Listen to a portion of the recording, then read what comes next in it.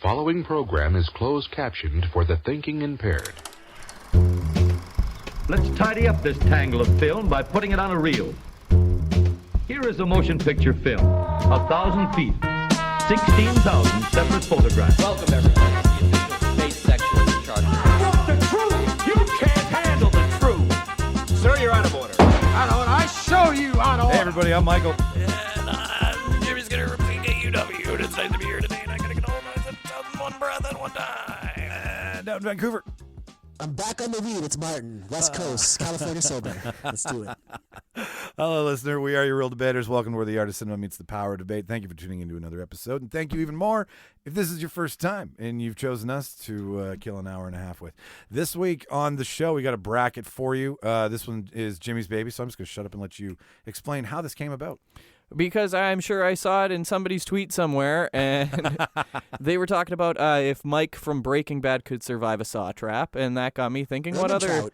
Yeah, Airman Trout, if he could survive a saw trap, I personally think yes, but that got me thinking, what other characters could survive a saw trap, or which ones would be funny to see in a saw trap? And then why would they even fucking be there? Exactly. And why would they be there today? So we got a backstory for you. We got a reason why. We got eight characters. Charles couldn't unfortunately be here, so we're going to proxy for him with his two. We're going to do another bracket, and each round we've pre-selected eight known, Fun little unknown, saw traps. Cute little saw traps. We got a wheel. We got a wheel. We did it. We figured it out, so we don't have to waste your time while we're We doing built it. one. Traps. Yes, exactly.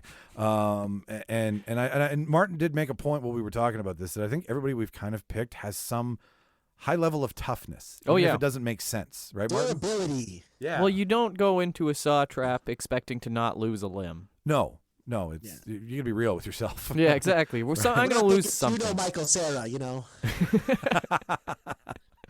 And then we do have some fan picks that we got this week. Thank you to our fans. Got a whole here. bunch. Got a bunch, and at the end of it, we're gonna throw some of those fan picks out and see how they would fare, and maybe some of these traps, or even why they would be there, whichever's funnier. But before we get to it, we want to tell you some stuff that we're doing, some stuff that happens in our orbit. So let's talk about us for a second. Jimmy, you've got some new things happening at the Handsome Daughter. Boy, do we, Michael. We're back at the Handsome Daughter. We're back doing open mic comedy. We just had our first successful one on March 7th. It was fantastic. It's no more chicken, Martin. It's actually hot dogs.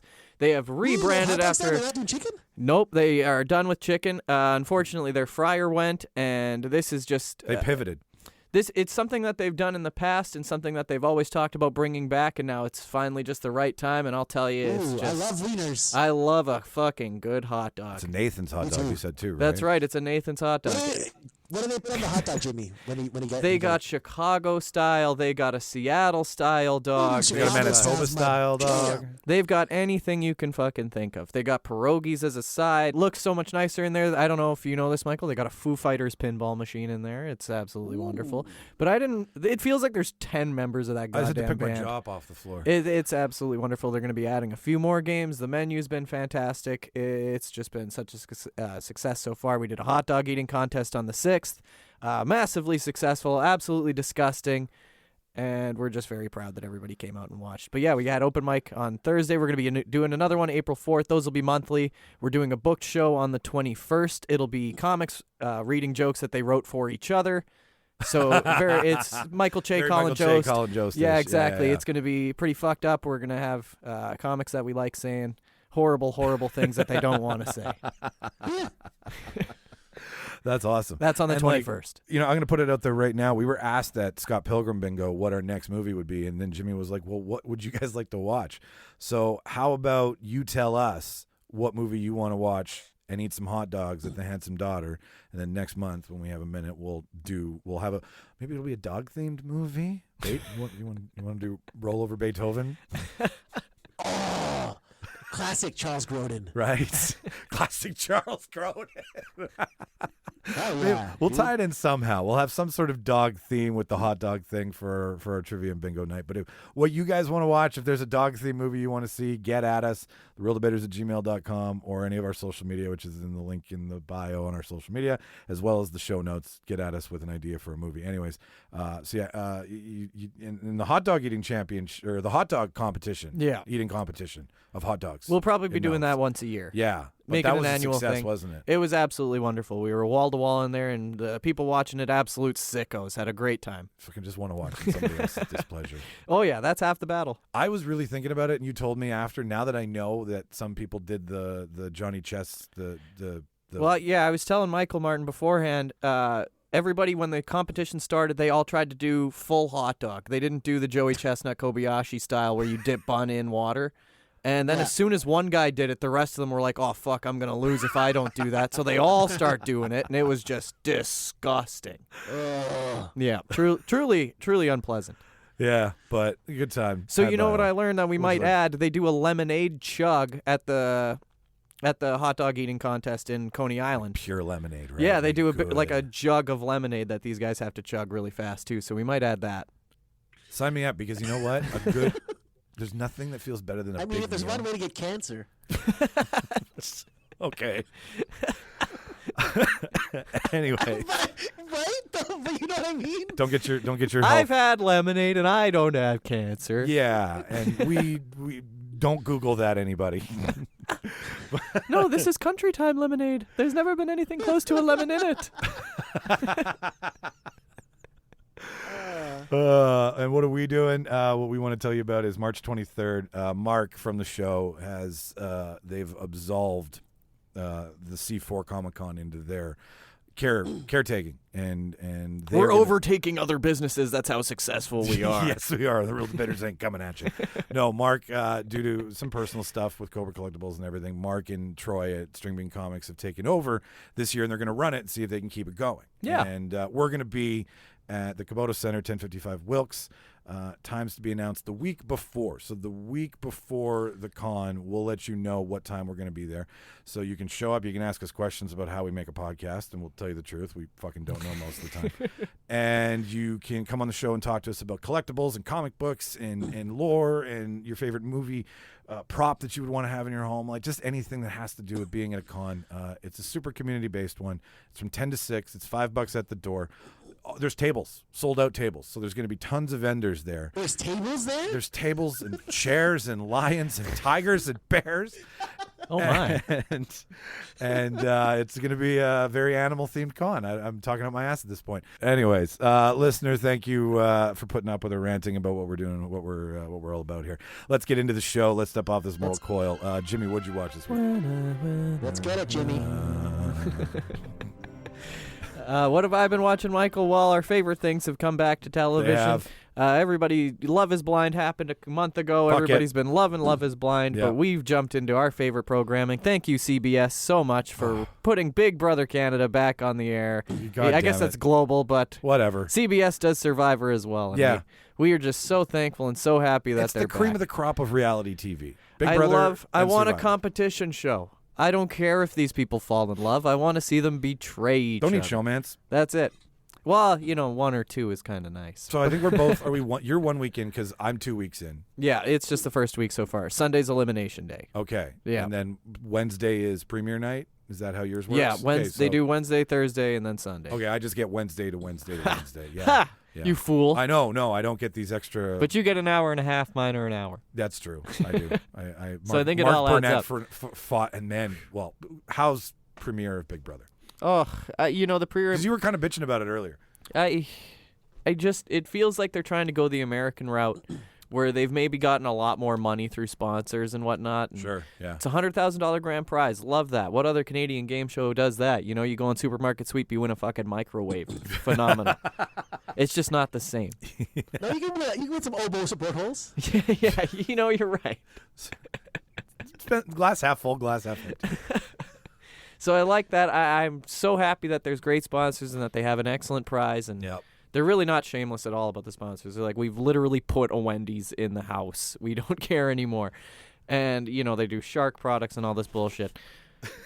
Jimmy, question. house? They have an actual fucking Wendy's in That's what there. Wait, really? Yeah.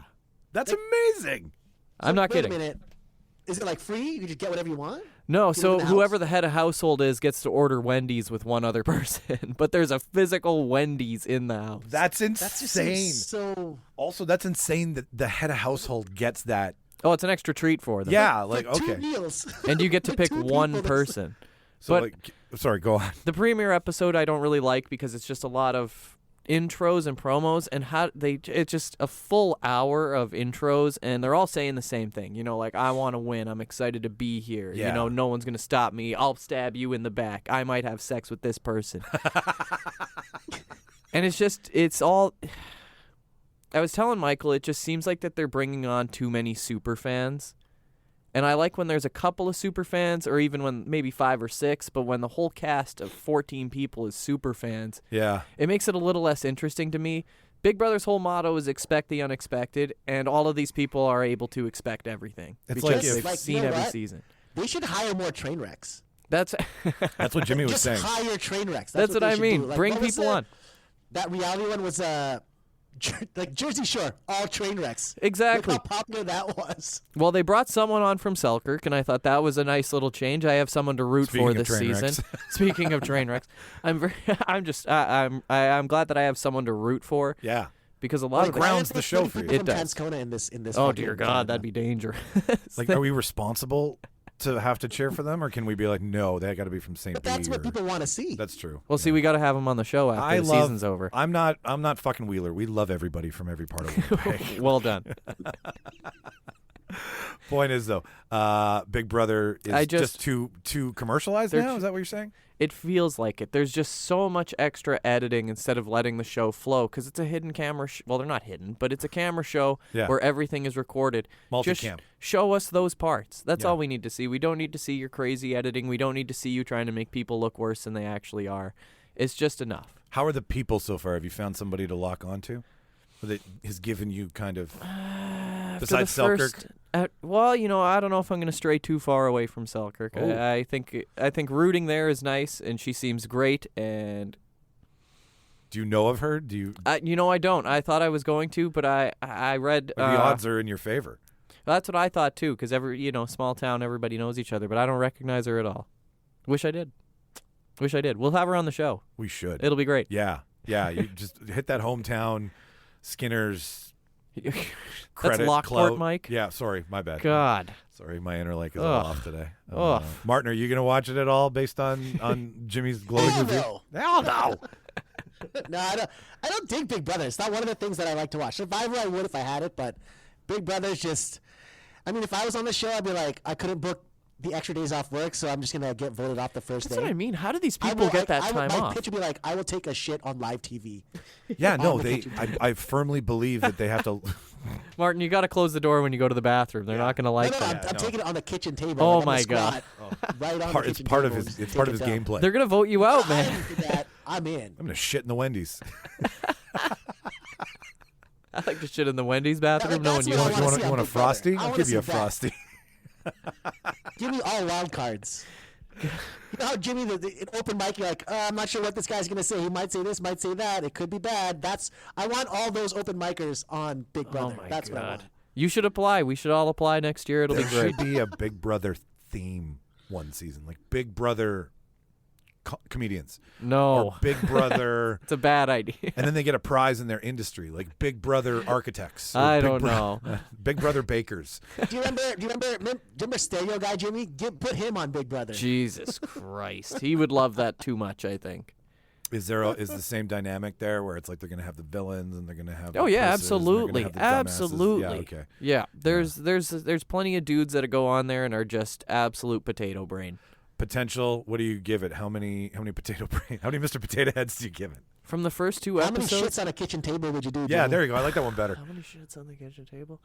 So far, maybe a 4 or 5. Really? Okay. But you you'll know, first watch. two Five episodes, poops. I'm still getting to know every contestant and figuring out who I like and who's going to be a big turd. And Yeah, totally. Big, so I'll a find big him. turd on the kitchen table. I'll find him. For now, we're going to stick in home roots and root for Selkirk and see what happens. You have my vote, Selkirk. Martin, I'm sure votes for you as well too. The real debaters are behind Selkirk. See, we on got to Big Brother get on Canada there. this year. Me and Martin get on there next year, and we don't tell anybody that we know each other. Yeah. You know how hard that would be to pull And we off? both just simultaneously drop trowel, squat on the kitchen table, and just We're not taking dumps. We're going to He win. wants to dump. Let him dump.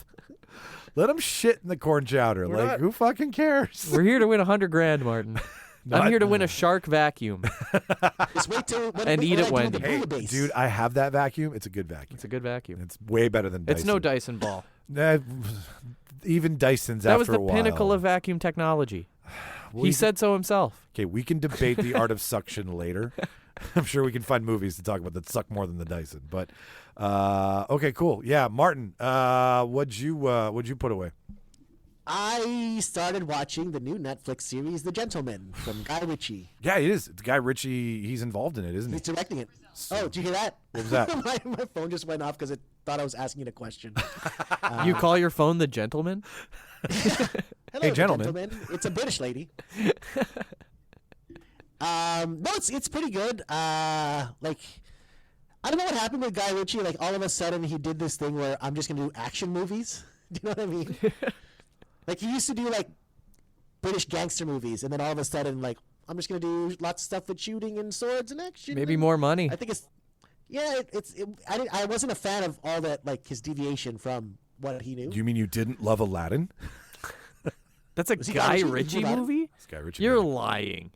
Are you serious? Pull it. Pull it right now. Keep going, Oh my Martin. God. You're a liar. Pull it. Listener, we can wait for them to find out I'm right. It's fine. I What didn't the see Aladdin. fuck? I'm sitting there. Oh my god! That was your rock hard I don't moment of the get show, it. listener. I don't get it. I don't. But Yeah, like pretty. Yeah, I know. I don't know how to Why? explain it either. I don't know. Well, money, obviously, right? who that That doesn't I have make any nothing to say sense. about that. That's boggled Does my it mind. make Does it make you hate him now, and you don't want to watch The Gentleman anymore? He wrote it, I too. don't. like. Guy How do you Ritchie? rewrite? Aladdin? Yeah, like, how does that work? How do you write a fairy tale? Well, That's no, been 'cause done it's already already? exists, Yeah. so what do you Well, do exactly? You add maybe new dialogue Was to Vinnie extend Jones the in length of it. No, Vinnie Jones I don't think was in it. Vinnie Jones was Jafar. I mean, what am I talking about? I mean, like, what the fuck? What is a Guy Ritchie Aladdin? I don't even want. I can't even wrap my head around it. I never wanted to see that, but now I kind of want to see it to see what he did. Yeah, no, that Like, Will are there some Smith, people from Guy East Ritchie, London or anything? yeah, cup of It's tea. tripping me out, man. Like, Sorry, I didn't mean to ruin The Gentleman for you, but that's now all you can think about. okay, well, I'll talk about The Gentleman. The positive thing is it goes back to his roots of, British gangsters. And Yeah. it's based on the movie The Gentleman, but in the movie, your protagonist was like Matthew McConaughey, right? He's like the main character who's like the drug dealer kind of boss or whatever. Yeah, This one focuses more on like the lords and ladies who the weed plantations, they're on their property. oh, like the underground plantations. Okay, yeah. So it focuses on like one family who like has a weed plantation in their property. It's got some like, I can't remember the guy's name, but he's been on, like, the main character's been on some Theo. Oh, I know the guy's name. something. He was in The White Lotus. No, the guy's name was Yeah. Richie.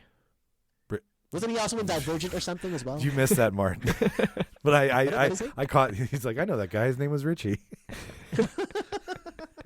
That's what you get. Oh, Jimmy. Please write more jokes. No, but it's good. It's got like it's going back to his roots of gangster, like UK gangsters, which I like. It's got Vinnie Jones, which I also love. Like, he's in it. He's a main character. It's in got it. some. I'll bring it up here. And it's got Giancarlo Esposito Yeah. as playing the American role in this, because there's always one American in Guy Ritchie movies.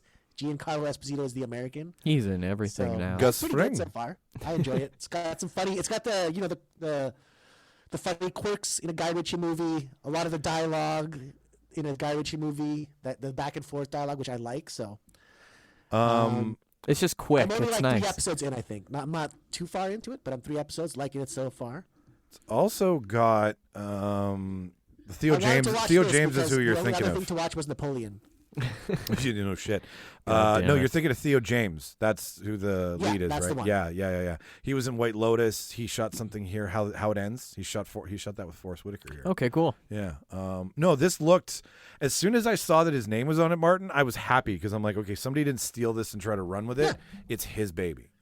He's Why? doing it. He's doing a show on it, and it's a different. It's the same premise as the movie, but a different story. So you won't get like the exact same thing. There's like, it's got elements of a Guy Ritchie movie. Like, there's always like the big scary gangster There's there's always some sort of American involved. Yeah, all the pieces. Yeah. There's the people who just get caught in the middle of everything, which is the main character usually. They're just kind of caught in the middle of what's going on. Main character syndrome. Yeah. So what's Lots of weed in it. Didn't the movie just come out like maybe 6 years ago? Less than. Yeah, Less than that? about that. So why do 3. a show so soon after? Popularity. Maybe it was so popular. Yeah. It was Okay, good. cool. I like The Gentleman. That was a I good love movie. The Gentleman. I really enjoyed it. I like Colin Yeah. Farrell. Fuck off. Fuck off. No, his name's Fuck off. No, that whole scene in the movie when Colin Farrell's fighting in the burger joint, the Yeah. Chicken Shack or whatever Oh, the it's fuck fantastic. it is. It's so fantastic. It's in here in the gray. Well, you know what though, and like I always want more Guy Ritchie after I'm done getting that. Like You didn't get enough. I never get enough. Is like even Well, now we do. We have a show. what the Sword and the Stone one that he did. Oh, Arthur. Arthur. I fucking love. I love everything I he didn't does. like it. I hated it. No, I was totally down with it. I love the giant snake. I love Jude Law. That one he did with the blue genie? the blue, Can I where he farted into I a love flame. Is that what movie. you're talking Oh, about? what was it? can I just ask a question? Yeah. Am I insane or is Charlie Hunnam not a good actor? No, you're not insane. Okay, why does he keep getting cast in shit? Probably He because seems got a like a nice great guy, but agent. he's so bad. Yeah, there- Every there time I you see go. him in a movie, I'm He's like, oh my guy's got a God. great agent. everything I've seen him in outside of being Jax in Sons of Anarchy. Like you couldn't pick Jason Statham to be Arthur and give him a wig or something. I don't know. I know. It was a really weird play to have a Charlie Hunnam in it with everybody else like I liked playing him. next to Hugh Grant. I just felt it was, I don't know. It His was, acting's so bad. I yeah. liked him in Pacific Rim. Okay, fair enough. But But again, I mean, that wasn't. You would have watched But that for the yeah, I acting don't think and it's the because of dialogue. him. I'd No, like that's you, a good point. I'd like you in Pacific Rim. Thank I you. mean, That's really nice. watch you stomp around. In I a just need a giant twin. robot. Well, the Kaiju and Idris Elba pulled that movie. Yeah. Yeah, the lore in there. So I- okay, I- all right, and lots of weed too. You said because it's all based on. Lots of weed, lots of funny, quirky moments with gangsters, like It's accidental just good deaths dialogue. or Yeah. just deaths that aren't great, that aren't good for you. Stuff like that. So Very Snatch, very, very Lock Snatch, Stock. very Lock Stock. Yeah. If you like The Gentleman, Snatch and Lock Stock, that's his bread and butter. That Yeah. genre, you're gonna like The Gentleman. How many Charlie Hunnams do you give it out of 10? Oh my god. I probably, as I said, I'm still only 3 episodes in, so I'm probably give it like a 7 and All right, 7.5 yeah. for now. Okay. Sweet, I'll watch it. I'll definitely watch it. Yeah. What If you're looking for a gangster fix, that genre. Yeah. Check out the Gentleman. I'll mainline it. Love it. What did you watch, Michael? Oh, thanks for asking, Jimmy. Well, you mentioned it, and I'll bookend it to it. So, you're in the interior reality competition. world. I'm an inside boy. You're an inside cat. I'm an outside. I'm an inside cat too, but I'm an outside cat with my reality television. He sits by the window. Yeah, I do. I do. Just licking myself, cleaning my beard, hawking up fur balls. Oh dear God. Yeah, no. It's my Saturday. No, I'm watching Survivor. Survivor just premiered, and this Survivor's good. I think it's better. Like the last 2 Survivors have been great because they got the extended to 2-hour window. The director's cut. The director's cut of Survivor. You get Yeah, Jeff Probst's director's cut. director's cut. It's he's more into it, which makes us more into it, the viewer. Right? Yeah. If he's having a good Well, time. it's his baby. It's a science project. It's never going to be anything else but a science project disguised as a reality television. The amount of data they have on the human condition that would scare us. It would scare. It's very. That data is the data they collected in Westworld. I'm getting off topic. So Jeff Probst has a PhD in starvation. yeah, he knows how to make people almost die week after week. The cast this year is really interesting. They've got a great spread. There's a lot of Canadians on it. I think Weird. there's 4 Canadians Do on they it. do that often? They're doing it more. I think it's been 7 seasons to 10, somewhere in the 7 to 10 range where they started allowing Canadians to come on.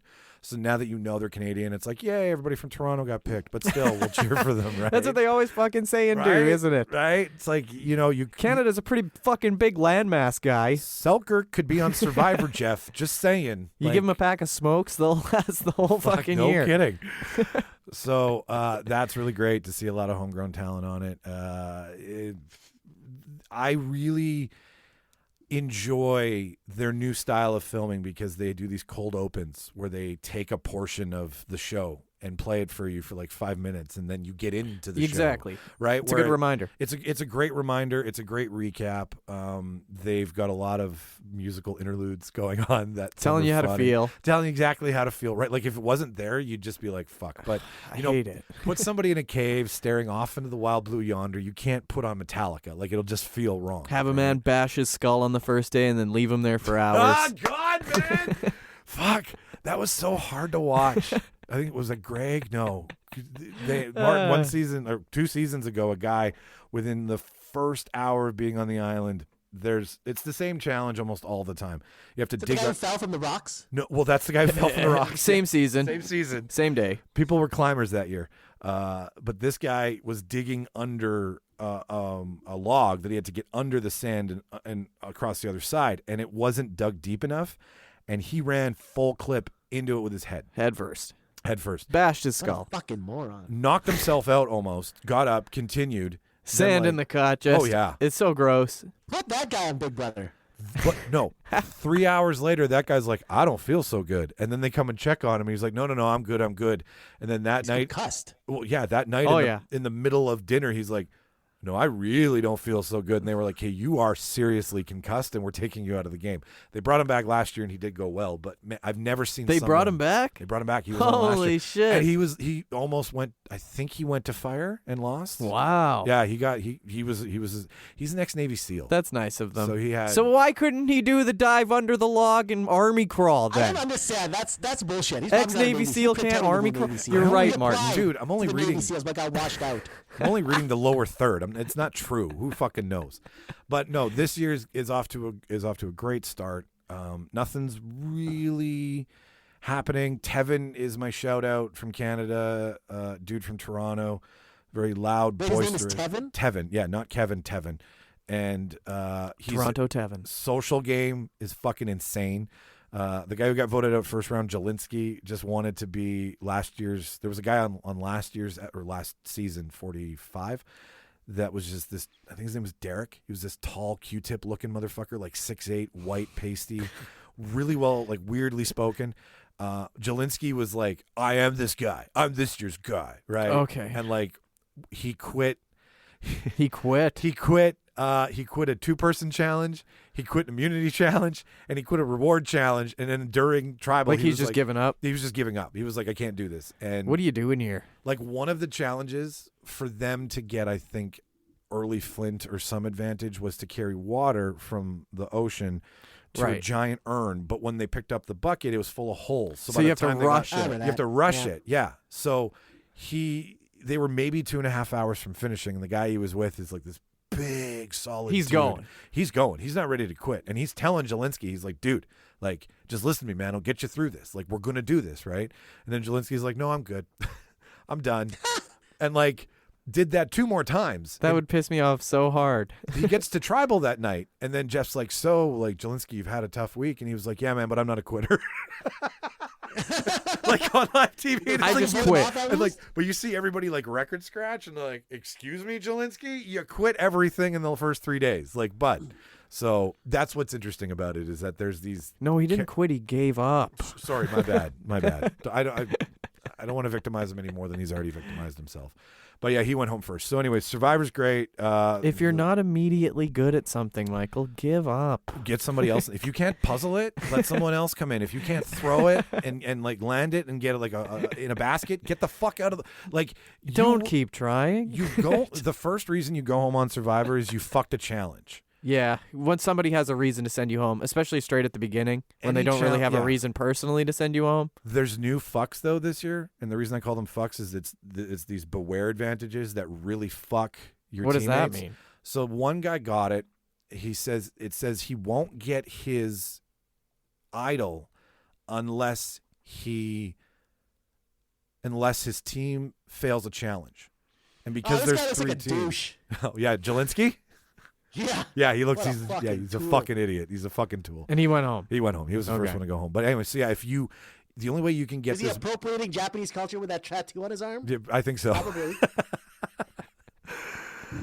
No, so the only way you get the beware idol through the beware advantage is if your team loses a challenge. So it puts the idea in your head, if there's 3 teams, you throw a challenge with your team so that you get an idol. So your team loses out maybe getting... But you would know you're not going home. But you would know you're not going home. Greasy. But as soon as you take the aware advantage, you lose your vote at tribal that night. So that next challenge forces you to make a decision. The only way I can stay here is if I get an idol, but the only way I can get an idol is if I fuck my teammates. Like, it's... So, and if you fuck your teammates and they know you fucked them over, they're just gonna vote you out next week. Exactly. So like I think you're better off trying to win. Yeah, you are. And as soon as you try to throw That's the point of the game. Yeah. Well, to try to win. Throwing challenges isn't like fixing baseball. Like, it's obvious that you're like, I'm just gonna walk this one. Right. Just add Jelinski into this week's rotation. Oh, you want to put him in one of the traps? Later, we'll do it after. Yeah, I'm down with it. Yeah, no, be a big trap. Fucker's like 6'8". Anyways, if you've seen this, how many Jelinskis, Michael? How many? No, it's better than that. So if you look at the title in Prime on Stack TV, okay, the poster for Survivor is Jeff Probst just looking off. Yeah, but he's got this huge '80s hairstyle. Like, they fucked his hair. You need to see this, listener. If you have Stack TV, go look at it. It's this big flowing '80s coif. It's not as like. Why'd they do that? I don't know. It looks bad. So I give it 9 bad Coifs. Jeff Probst coifs out of 10. But I'll put the image up online after if I remember. But it looks. So you had a great first week. I had a great first week of Survivor. Okay, I'm into it. Like, I put my computer away. I put the phone down. I was like, sign me up. Jelinski, fucking go home. Yeah. So that's. Can I talk about something real quick before? Yeah. I just want to. I wanted to do this as my show, but I just started watching Gentlemen. But like, I think Shogun is probably one of the best shows I've seen. It's getting nothing but hot reviews all week long. That's all I've seen. Is Shogun is good. That's what I thought you were going to talk about. Yeah. This is how hardcore the Japanese are. In episode 1, spoiler alert, listeners. In episode 1, one guy, all he does is speak out of turn during a meeting. And then he's like, I'm sorry for speaking out of turn. I will commit seppuku, which is ritual suicide, and I will kill everyone in my line. I will kill every girl in my line. Wow. So he like has an infant son, and he kills himself and his infant son in episode 1. Okay, I need to watch this now. You don't talk out of turn. It's so fucking good, man. It's so fucking good. That is straight up like old school honor and just they don't make men like that anymore. What if would they ever be like, no, we really need you. Please don't do that. No. We need your line. We need your son. It was. We can accept it was an accident. You don't have to. You don't have to do That's that. the thing. Like the political intrigue in this thing is so crazy. Like he had to do it. He had to let him do it. Otherwise, okay, the other lords who are his enemies would take offense. Right. And it's just like, I don't know if you guys know this, but all this show is based on like true events in history. Cool. Yeah, it's based on like the Edo, like I guess they call it the Edo period. So this is like a time of civil war, and then as a result of this, it brings one of the most peaceful times in Japan. I think 300 years of peace under one rule, unified Japan. Pretty neat. God damn. And you're Anyways, I just wanted to give that a shout out, but watch it if you haven't watched it. Are all the episodes out now? 3. Okay. It's out every Tuesday on Disney Plus. Look at Disney Plus go. Yeah, no, I saw that it was getting weekly releases on Disney Plus. I saw like 12 headlines about it being like, this period during Japan is getting this treatment, and it's like really grounded in the history of it. Like if this is your jam, this is walking a very thin line between, fucking around and finding out. And cool. Yeah, I want to watch it now. I mean, I was waiting to hear somebody talk about how like someone just commits carry on the battlefield or like gets a head lobbed off within like the first, like very last samurai, right? Yeah. With that, is it that period, Martin, in between there somewhere? No, this is like, so the last samurai was, I think, towards the end of the Edo period. This is like the start of the Edo period, so 300 years before maybe. Oh, okay, so how they get to peace. I think last samurai takes place what? In the 1900s, like late 1800s, I think last samurai took place. That was like truly the end of the samurai was like that time. So this is like I think this is like the peak of samurai. Check it out. Yeah, no, I think I definitely will. I mean, while we're just kind of shooting the shit before we get into it, because everything's ready here, Maestro is also something that you may want to check out. I know how much we dogged on it. Did you hold on? I know we dogged the shit out of it. I mean, just on listen the to Oscars last episode. I think it's so funny that you say dogged on it because Maestro and other movies have refused to let the dog from Anatomy of the Fall attend the Oscars because it would be a distraction. Are you serious? Yeah, I don't know if you've heard that story, but they aren't letting the dog from Anatomy of the Fall go to the Oscars because they think it'll make them vote for Anatomy of the Fall more. I would just like to say, fuck you, Maestro, now. What a childish fucking... How great is it that this dog has more Oscar buzz than Bradley Cooper? That's amazing. That's amazing. I mean, after seeing it, okay, for the first, I watched the first hour of it. He is very in character. The performance is not bad. The story is only, it's for conductors. It's for trumpet players. It's for jazz band members. It's for musicians. It is so for musicians because... Then I'll watch Whiplash. Right? Which is Damien Chazelle's way better. Great show. Right? Or I'll watch Bill and Ted. Yeah. Right? Wild Stallions. Right, guys? No. But it's just very big.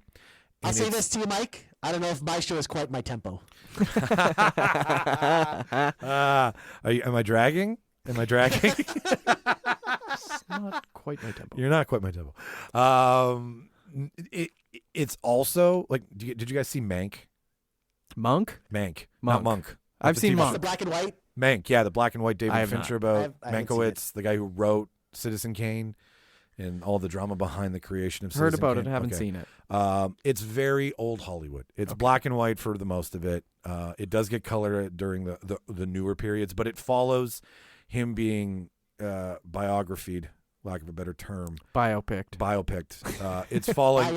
It's him going backwards in his life from the beginning at an elder age. So you've got the old Leonard Bernstein, and then you've got the young Lenny, and how he got to start with Benjamin Button or Benjamin Button. Yeah, kind of. Also David Fincher, but it's just not fun. It's good, but it's not fun. It's Oscar, but it's not fun. It's just not fun. I had no fun watching it. Because of the dog or no?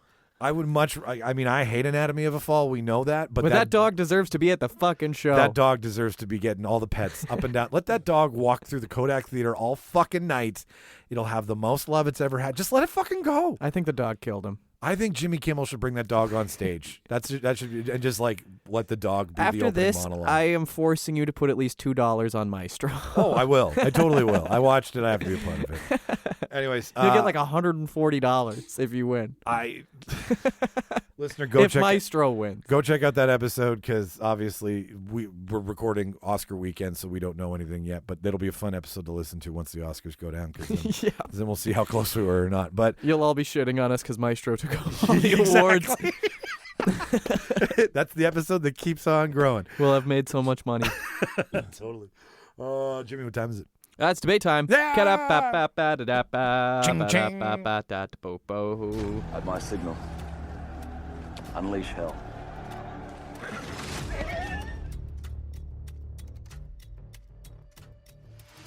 Push it. Don't push it. I'll give you a war you won't believe. Goldstein, give me a fat beat to beat my buddy's ass. I know what kind of guy you were. I never would have agreed to work with you. Are you gonna bark all day, little doggy? Or are you gonna bite? What was that? I'm sorry, I didn't catch you. Would you repeat it?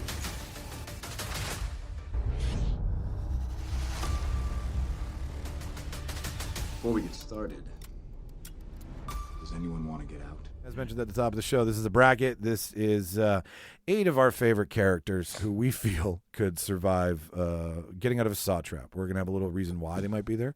And just anything related to their character, their history, their performances, why they may be able to negotiate getting out of one. And it's 8 characters. It's a couple rounds. 1 trap per round. And at the end of this, for you good fans who submitted some of your own ideas, we're going to read those out as well. And what's nice about this new format with the wheel and the different traps each round is that the rounds change, and maybe a specific character would do better at the first trap but not so much at the second trap. Exactly. It is it is so it really that's is why you more pick characters that are good at all traps.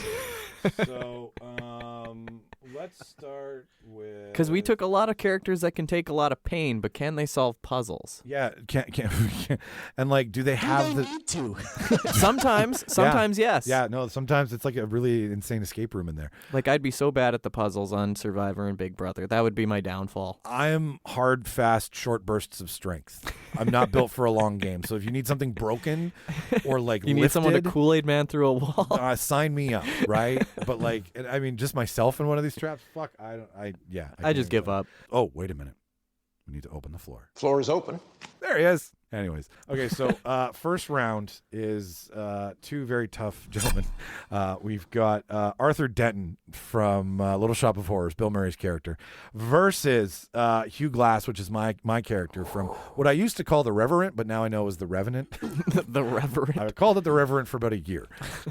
So we've got a mountain man versus one of Bill Murray's notorious characters. Jimmy, you will be the judge of this round. You got it. Who would you like to see go first? Let's start with Martin. Arthur Denton, what can I say about it? Oh, shit. We got to talk about the trap, too. Oh, yeah. Let's spin the wheel. Yeah. Well, we already spun the wheel. Oh, yeah. I'm so confident that he's going to win. I don't even care about the trap. All right. Fair enough. Put him in any trap. He just dove right Doesn't in. matter. So the first trap up is called the Spotlight Carousel. This was from Saw 3? Hang on here. Appearances: Saw 2, Flesh and Blood. Oh, almost had it. Yep, Saw 2, Flesh and Blood. As the name suggests, the trap resembled a giant carousel. It contained a large circular base plate, which constantly rotated. It was divided into several segments by numbers of big fences. On the ceiling above it, there were two large contraptions resembling a giant rotary clothesline.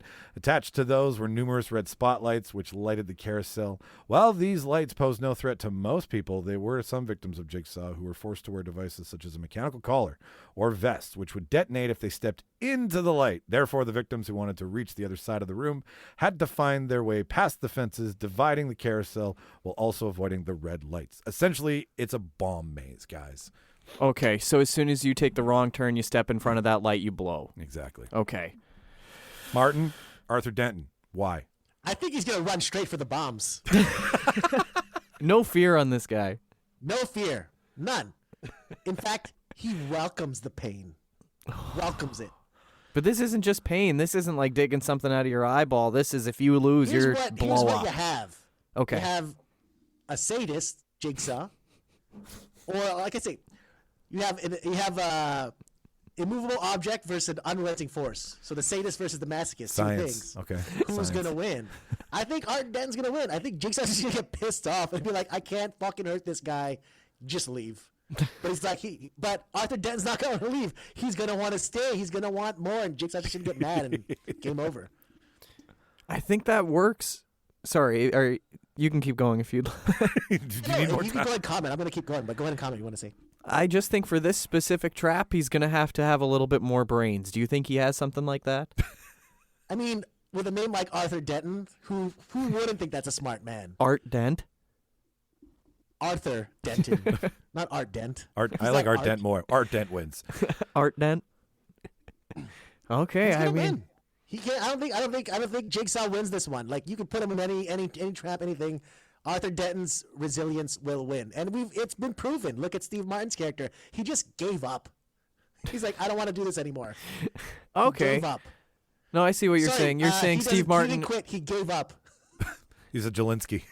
He's a Jelinski. You're saying that Steve Martin is like Jigsaw in this scenario. Exactly. Okay, I understand what you're saying now. It's sadist versus sadist. Like, he's Sadist going to wait him versus out. masochist, I know what it he's is. getting at here. I just don't know if this is. Thank I you. just don't know if this is the right trap for him. Like, if he was doing one of those, you got to saw your arm off or get blood out of your body. I think he could do it for sure. But just this one being a maze might be a little tougher for him. But we'll see what Michael has to say. The traps don't matter for Arthur Denton, Jimmy. Well, They yeah, never you know, matter. traps don't matter for a guy who's a trapper. So, and that's Hugh Glass. If a listener has seen The Revenant, it's about Mountain Man, Jim Bridger, and Hugh Glass. I'm Hugh Jazz. I'm Hugh Jazz. Big Hugh Jazz today. No, I looked at this as like there's different aspects of the movie. There's different points in the film when Hugh Glass has to survive. And I think the greatest example would be when the indigenous tribe come find them in the first act of the movie and you see the arrows being shot through. You've got a trapper who's trying to be trapped by the best trappers. So to Martin's point, point, Arthur Denton is a masochist in that he'll wait out the pain, or probably enjoy it a little bit. Almost definitely. He's not waiting out nothing. He's going to enjoy it all. Right. He's going to smile his way through it. My guy's going to dodge and weave his way through it. My guy understands the mind of a trapper, and essentially that's what Jigsaw really is someone who's laying traps. And isn't a trap just something that you might be able to avoid? Not just a trapper, but a tracker as well. Exactly, right? So watching, thinking, trying to put your brain inside the mind of one Jigsaw.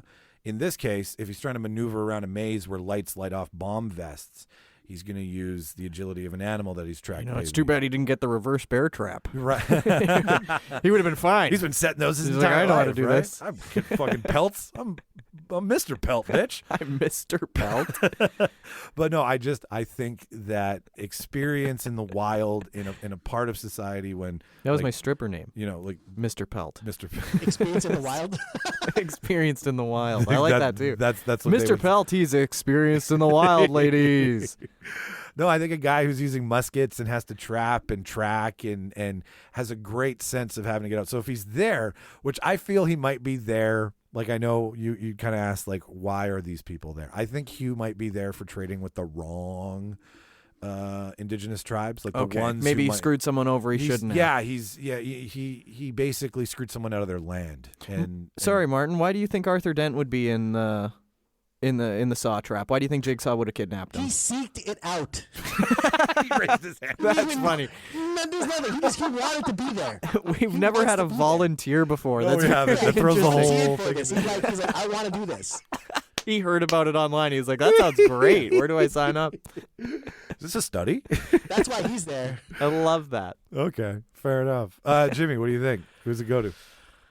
I'm in the room with you. You have to put up with me the rest of the episode. I agree. I love the comparison of the dentist to Jigsaw. I think that's hilarious. And I think that's pretty factual that maybe he would be able to get through it. I just don't know if this is his trap to get through. Unless his traps. Jimmy, what your question was, does he have the mental capacity to get through this trap? This guy goes to the dentist for fun. I know How that. strong of a mind would you need to do that? Well, my issue is that this is a maze. It's basically a quiz with your sight and your brain.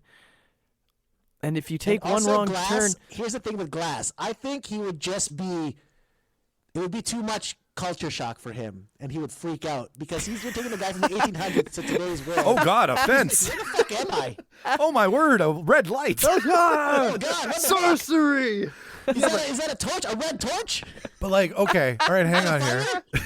He'd just be too culture shocked to move or do anything. That's a good, valid point. But like, okay, my guy has the will to survive. Your guy has the will to be like, blow my limb off, see if I care. Like, eventually, because if he blows up, there's no enjoying the pain. He's just dead. Yeah, where like Hugh's out, you enjoy getting out of the trap. Like, well, usually aren't like, is it like a landmine? What are the explosives? It's a bomb strapped to your vest. Yeah, it's light activated bombs essentially. Oh, that changes everything. I think I got to go with Hugh Jazz. Yeah. And scene. Just on the This trap. is a conspiracy. If this Jimmy's was, not voting with integrity. I am voting with integrity. I think if this was any other trap, this would have been your game. But because this is something like a maze where a tracking would really matter, I think it's got to go Hugh Jazz. I appreciate that. I mean, it is. I will concede that it is an environment way outside. But that's why of we're what doing the he's trap wheel. Yeah, like the trap. The trap said what round it was going to. I did not pick the traps. We have nothing to do with the trap selection. We do have everything to do with the next round, though, which I'm going to sit out and be a judge for this one. And, Martin, who's had, if you've listened to the show, listener, you know that one of Martin's favorite characters to use is Miss Colleen Rafferty from the SNL sketch Batting My Knockers with the alien invasion, right, Martin? Aliens, ghosts, Van Damme. She's been on it.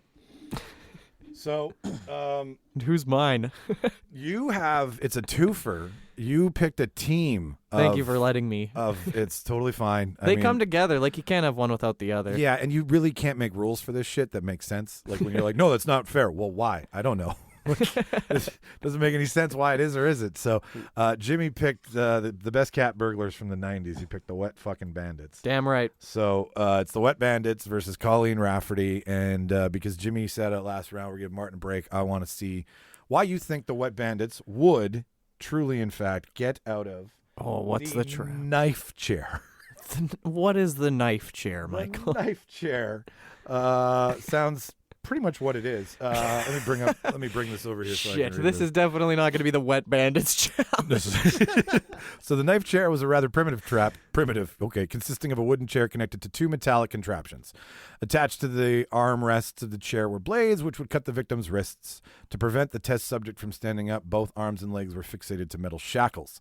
These shackles were connected by several metal bars. The central bar was in a vertical position and had a small pressure plate attached to the upper end. This plate was positioned in front of the victim's face.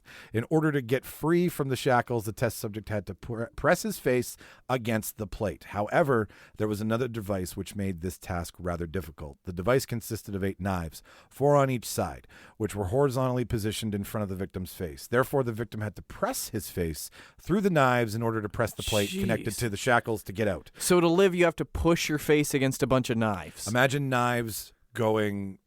Or it'll cut your wrist. Horizontal across. You stand up, you cut your wrists. Knives going horizontally across your face that you have to push your face through like a cheese grate, right? And then the plate on the other side releases... This might be Harry and Marv's challenge, actually. Well, let's see. Think about it. Do you want to use both at the same time? I think it's got to be them together, right? All right. But I think that's up to you because they do go through a lot of the traps in Kevin McAllister's house by themselves. I think you should pick one of the other for this. You can use both, but you can't use both at the same time. So who do you think out of Harry and Marv would be I'm going better? Marv. Okay, all right. I'm going Marv. Time is yours. Marv took a lot of punishment in those movies. Maybe he didn't take the blowtorch. He took the nail through the foot. He took a paint can to the face. He took a hot iron to the face. So he's taking a lot of face damage. So I have... It's leather. My man's got constitution. He can make it. I think...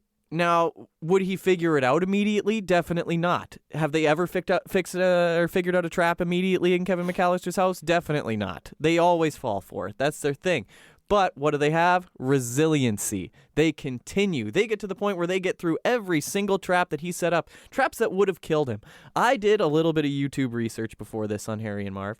I watched a YouTube series where a doctor comes on and he watches movies and he tells you whether or not they'd survive based on their injuries. He's done the Die Hard movies. He's done Home Alone. He's done all sorts of things. Oh, deep research. And I'll tell you, he said at the end of Home Alone, they should have been violently dead. Of course. I have a medical professional saying that. Absolutely no chance they should have lived, but they did. You have to watch a video to figure that out. But it's like, how does a bee fly? Yeah. Nobody really knows. But they did. They powered through. They're just so resilient. I have no doubts. Yes, he would probably stand up and cut his wrists, and he'd go, "Ow, ouchie," or whatever they yell in the movies. It'd be Wilhelm scream. Yeah, it'd be Buddy trying not to swear the whole time. Yeah. Yeah. So I have no doubt that he would stand up and cut his wrist first, but eventually he'd realize, I have to put my face through the knives, and then he'd just do it because that's the only way to get through. Because there is a sink somewhere that he could turn off. What is Billy the Puppet if not Kevin McAllister? Oh. Think about that. Yeah. They'd hunt him down the same way they hunted down Kevin. They would. And as for how they got there... Yeah, why are they there? And as for how they got there, I imagine that they tried to break in and they thought it was a different house. Fair enough. All right, Martin, the floor is yours. You have another shot with Colleen Rafferty. Here's what I'm going to say. Like, Jimmy, if your only argument is resilience, my character has that. That's not a very good argument. Like, what puts him ahead of everything? Like, resilience is resilience. Like, Colleen Rafferty getting abducted on a Tuesday night. That's just a typical Tuesday night for Colleen Rafferty. This is just something that she experiences on the regular. Like, we know weird shit happens to her. Resilience, 45 aliens batting her knockers. While staring at her from the corner. Also, too, she would figure out the trap because what would happen is Jigsaw would put a cigarette at the end of it, and she would, nothing stopping her from getting that cigarette. She'd just fucking go right in there. Just put her face right through. She'd probably put it out she's on the fine. on the as long puppet as she has after. cigarettes, she's fine. She's fine. What I'll say to that, Jigsaw famously does not like smokers. It's true. That's why she's probably there. That's probably why she's there. That's why she got abducted. That's why she's there. The aliens abducted her, and they're like, let's see if we can fuck with her there. Let's see if they can fuck with her. That's a new alien outpost. Jigsaw and the aliens are in cahoots together. Don't think the Wet Bandits would win against Jigsaw. I think Colleen Rafferty would win against Jigsaw. Nobody wins against No one ever. Jigsaw. You don't win. You learn your lesson. If Arthur Denton, he would have won. He would have smiled. Arthur Denton would have won all of it. Probably would have offered Jigsaw free dental work because that's the kind of fucking guy he is. He's not a dentist. No, though. he's not the dentist. Sorry. He's the guy who goes to the dentist. Yeah, well, okay, then he would have asked for then the masochist. Can I please have some more? Yeah. Martin, anything else before I render judgment? I mean, Bat Knockers, like Colin Rafferty, like she's. If we're talking resilience, this is the character. I think my if I can just interject, I think that a lot of the stuff that we've seen is from Harry and Marv. We've seen them take this punishment and keep going. All we've had from Colin Rafferty is stories, just fabrication. Stories and sketches. It's like I caught a fish this big. That's right. Did you get a picture of the fish? It's a real big fish. But who can make up a story like that? That's all I gotta say. Like You know a it's gotta Van be true. Damme split over the toilet. I honestly don't think there is, like, they both have resilience. They both have fortitude. I mean, one's been abducted by aliens and taken off planet into a ship and allegedly had all kinds of sexual assault performed on her, right? And she's back at it next week. New interview, new story, 12 cigarettes later, right? Like, that's a trooper. On the other hand, you have guys who, like, they just have proof.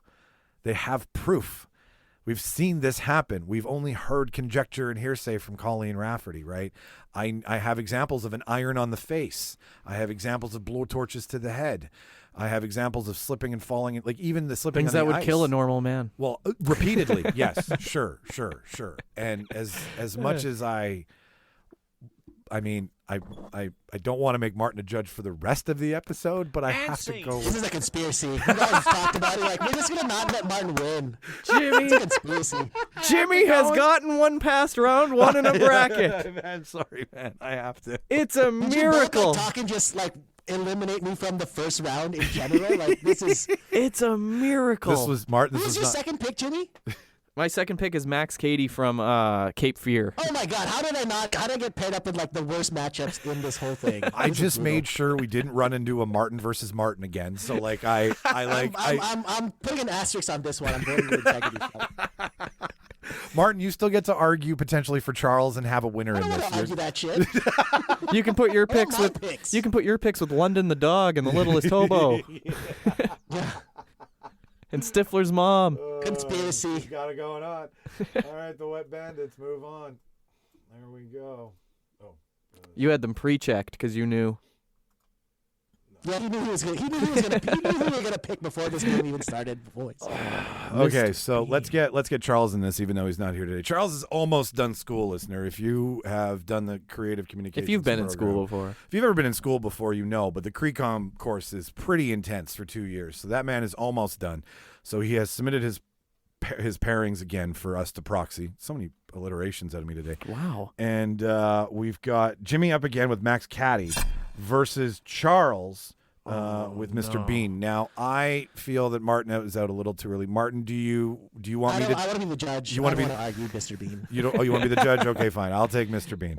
I'll be judge for the whole thing. You guys do it. I guess that's what we have to do from now on. This always happens to somebody. Martin, you've now when we got the do power to brackets. put whoever you want to the end. I hope that makes up for it. And send my No, love. It doesn't. Send my love to Colleen.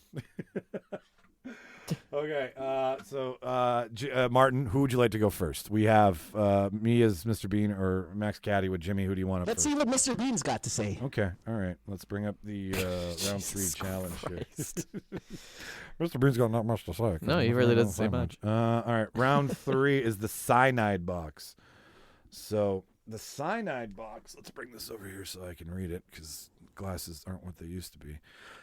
This one, listener, I know we didn't say for the last one, but this is from Saw 3D. This is where the cyanide box Lovely. came from. And the trap, this is a pretty easy one. The trap consisted of a small box which was surrounded by a small metal cage and filled with sulfuric acid that burns through the skin. Is there any other kind of acid? There isn't really. Everybody just talks about There's lots of sulfuric. acids. There is, yeah. But why just Citric. sulfuric all the time? It's Yeah, you're Yeah, right. citric, Citric.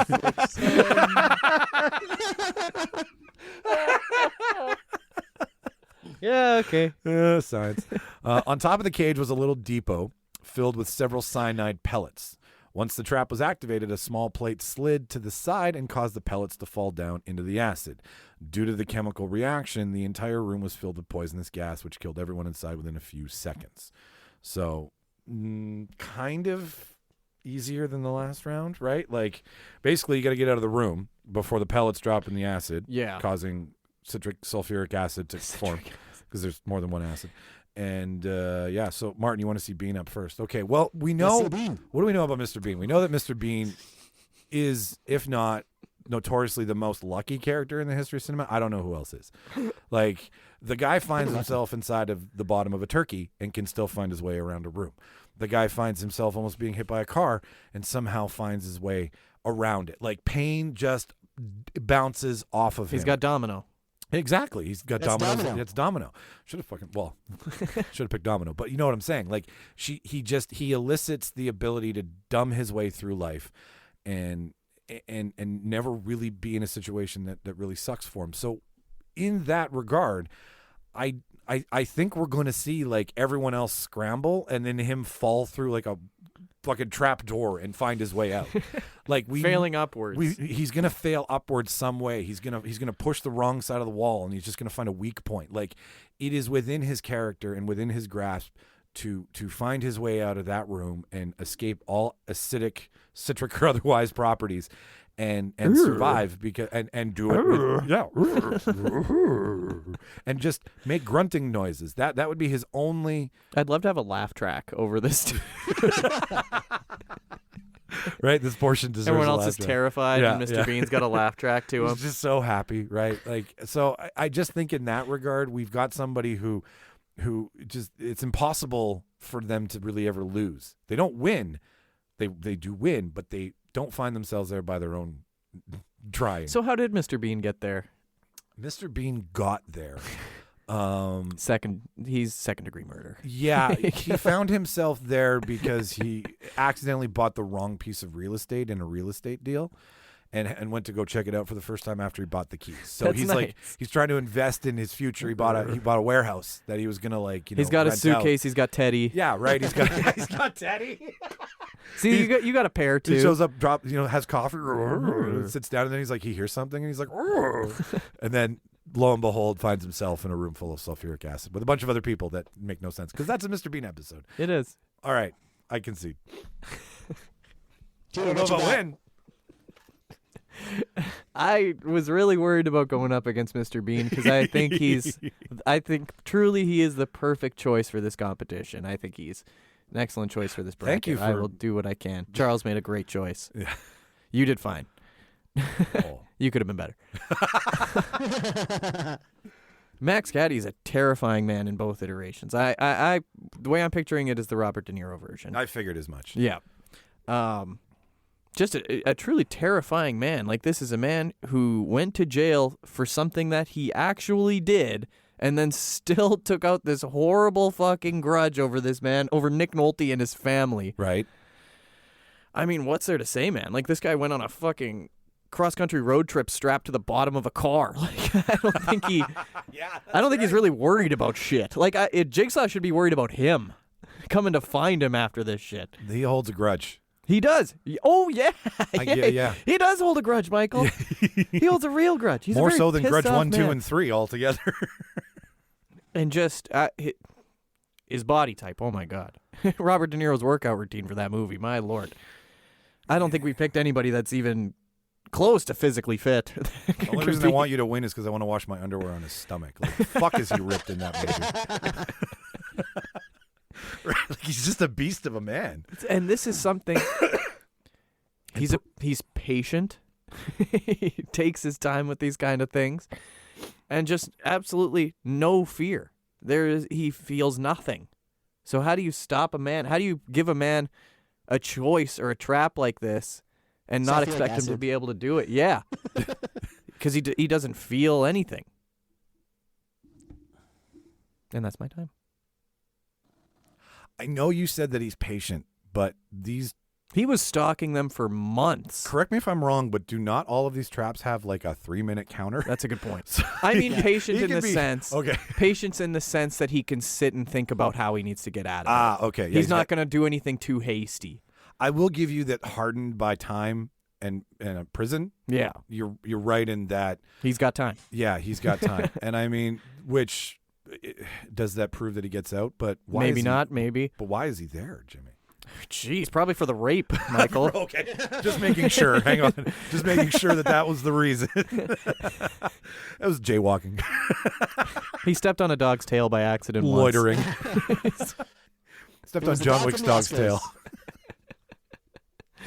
Yeah, I don't know. I mean, you got a guy who's a sociopath, and then you've Mr. Bean. Got Mr. Bean, who he is a sociopath. Yeah, well, no, that's not who was the sociopath. You got Mr. Bean, the sociopath, and then Max Caddy. Martin, it's your call, man. You know what? Just because this is who I thought was going to be in the finals with me, I got to go with Mr. Bean. Yes, I get it. I understand. That was a tough one. I thought it was going to be a battle of the dumb people, the dumb lucky people. That's what I thought it was going to be at the end. Dumb lucky people.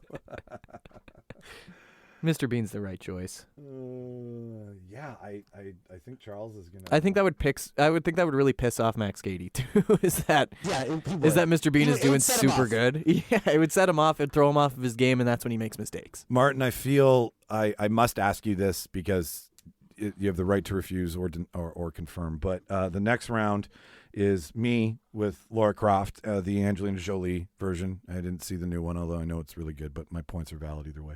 Versus John Connor. But you can't use video game Laura Croft. No, I'm not using video game Laura. I'm not using what some coder made. Versus John Connor. Martin, who would you like to see go first? Oh, we need a trap. We need a trap. Yeah, it's a trap. It's going to be tough. John Connor's an interesting choice. I didn't really think about him too much. Let's see what I can find. So this trap for round 4. What's the trap? Is brought to you by the Pendulum Trap. The Pendulum Trap, if you've seen The House of Usher, I believe is very similar to what happens to this gentleman. The victim's arms and feet were strapped to a metal table with shackles attached to the short metal chain. So arms and legs on a table, pretty simple. Additionally, an automatic metal shackled was put around the victim's neck to prevent him from moving away. While above the victim, the ceiling was a large contraption that held a blade in the shape of a pendulum. Once the game began, the pendulum started to swing back and forth and would be lowered down into regular intervals. After 30 seconds, it would touch the victim's body, and after 60 seconds, it would kill the test subject by horizontally cutting them in half. To the right and to the left of the victim were 2 vices with small pressure buttons inside them. To stop the pendulum, the victim had to insert both hands into the vices and activate them by pressing the buttons. Therefore, they would slowly crush the victim's hands. So be cut off or be handless is the pendulum. Martin, who's going first? Who went first last time? Was it? I did, for Mr. Bean. Let's do Jimmy first then. Okay. You got John. Well, he picked the Christian Bale, John Connor. He didn't pick Eddie Furlong. Yeah, he did. He picked a 35-year-old Connor. A 35-year-old Connor who's seen some shit. Yeah. A 35-year-old John Connor who has been to war and back. Yeah. A man that deals with machines on the basis. A man who's probably dealt with machines who want to crush his hands all the time. Fuck, I didn't think about that. A John Connor who is technically part machine. Right? Is that him? No, that's Sam I'm wrong? Worthington. Shit. Okay. That's a big spoiler He's still alert. a human, Jimmy. Scratch that. Scratch that. That's from the docket. I mean, how are you going to tell me? I don't know how many veterans have been featured in the Saw movies. I can't pick out any that I can remember. Shit heels, and veterans are usually pretty decent people. Like this is a man who has been through the Future War and has truly seen shit that hasn't been seen since the Vietnam War. He has seen some horrible, horrible stuff. And if you think that this man who lives every day with the thought in his head that his dad is also his adoptive son, okay, sure. A man who has to live with how he sent his own dad back in the past to fuck his mom so that he would be born. I don't think this is a man that you can scare with a hand-crushing trap. I think this is a man who has more... Okay, so he's going to... Are you saying that he's going to be like, fuck my hands, I'm out? Exactly. Well, he's from the future, Michael. He's going to be able to get much better hands. So I think for this particular trap... I want to stipulate that my choice is going to come to who argues it better because it's both the same character. They're both arguing the same traits for the same character. Well, no, I don't have the ability to travel through time and have my friends fuck my mom. No, that's not. But I mean, like in terms of characteristics. That was a choice he made. So I believe that John Connor can make tough choices, and that's what Saw's all about. And that's you're very right. If you're willing to risk it for the biscuit. I hope I did you right, Charles. I think you did. I think that I think you should have gone a little heavier on the machine part because like the mechanical aspect of a T1000 or a T800, he's going to look to see the mechanical way out because he's going to crush the throat of a robot, which is not a real throat. He literally beat a robot up by himself. Right. Think about that. And isn't a trap a robot in a way? Why am I helping you? Okay, so Lara Croft. What do we know about Lara Croft? Well, puzzle solver. She's a great puzzle solver. Yep. But she also had to defend herself from a robot, if we're talking mechanics, right? Someone turned that robot on in the first one and sicked it on her, right? So she's also used to being a mechanic. She's a mechanical girl in a mechanical world. And but I mean, what we're looking at here is we're looking at somebody who has the bendability factor. We're looking at somebody who can who's like who can flip, who can jump, who can. I'm sorry, bounce. mine's not sexy enough for well, you. No. I mean, I don't care if she does it in a fucking snowsuit. I'm just saying, like, she's got flexibility. So some of these things that have been booby traps for her in the past. Oh, booby traps now? Is that what you're saying? Booby traps, mechanical traps, they're all traps, right? Like she's like, I mean, it's Indiana Jones, right? Yeah. But just a way cooler version. So how do you say that Lara Croft doesn't find her way out of something that's identical to, you know, darts being spit at her in the wilderness, or like pulling a stone out of a wall and the booby trap? She might be made for this. She's been trained for this because she's grown up trying to find her Michael father. said booby. I can see the correlation. Causation? Is it because Angelina, or is it is Angelina? No, but I just mean I think she's got a certain special set of skills that put her in tough situations that she can find her way out of with her mind and her instinct and her skills, versus having to make a decision where it's like, my hands are gone, Laura's getting out. Now the reason Laura's there, she's not gonna have robot hands after. She's not gonna have robot hands after. She has no future. You can't swing from vines without hands. Yeah, and John knows the future's they're coming, so he's like, I just got to wait 70 years for new hands. That's right. Laura has no ability for that, so I do get that. But Laura's there because, do you remember in Indiana Jones and the Temple of Doom when they have to return the rocks? Yeah. She stole the rocks. Oh, okay. She stole somebody's rocks and has robbed them of their religious artifacts for her own. That's crime. That's crime. Yep. Right? You can't do that. It's been tough. She hasn't had a lot of work. So she had to go steal something and sell it on the black market. You put your life in danger all the time. Yeah. That's very good. Very good, John. Thank you. So that's my floor. Martin? Tough one. Tough one. No, it's a tough one. You guys both had good, solid points. But I think, like I mentioned, they're kind of both the same character. Both are good. Both are very intelligent. Both are very fit. They live eccentric lifestyles, right? They've been through battle, but I think I'm gonna have to give it to John Connor. Wow, yeah, because I support the troops. That's for you, Charles. I like that, Martin. Charles with 2 wins. Wow. Uh-oh. Oh my goodness! I really thought I was going to have it with Laura, and then get to pick who I took on to go into the finals. So, all right, wow, okay. So we're down to the semifinals here, listener. We've got 4 rounds done, which means it's me with Hugh Glass versus John Connor as Charles. That's a tough one. And then Mr. Bean versus the Wet Bandits. I feel like both brackets on either side are perfect for each other. Mr. Bean could have been a Wet Bandit. He could have, yeah. He was. So, Martin, which round would you like to go first? Would you like Bean versus the Bandits, or would you like Hugh versus John? Let's go Bean versus the Bandits. Bean Bandits. It sounds like a cartoon show. All right. So let's get. Let's see what the trap is. I mean, that's going to be our deciding factor, I think. It's a huge deciding factor. So. This one's called the Backbreaker. Oh, I wonder what it does.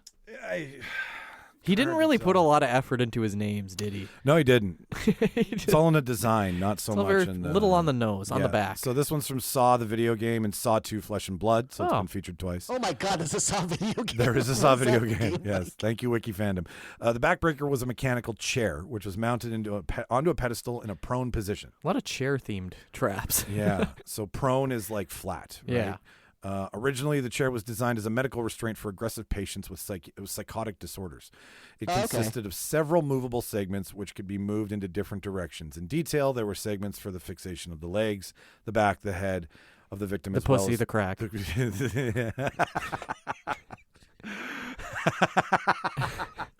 Great throwback. Once the game began, the arm segments were slowly twisted backwards and thereby bended until the arms broke. After that, the same would be done with the victim's back until the spine broke, resulting in the victim's death. To survive, the test subject had to rely on the help of a second person. Within 4 minutes, this person had to reverse the electric motors on the trap by bypassing 3 circuit panels on the wall. Well, I fucking win because I have 2 people and you have a man and a teddy bear. Yeah, but you only get to pick one of the 2, you fucker.